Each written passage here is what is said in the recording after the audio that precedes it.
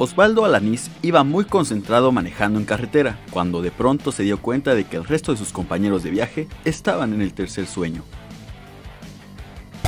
Coordinación, práctica y mucho equilibrio requirieron estos malabaristas para montar una rutina fantástica y maravillar al mundo con esta excelente ejecución. Aunque la lluvia les impidió jugar, estos jóvenes beisbolistas buscaron la manera de divertirse y la encontraron cambiando temporalmente de deporte. Andrés Iniesta cumplió 6 meses como jugador del Vissel Kobe japonés y le agradeció al club y a la afición con este emotivo video.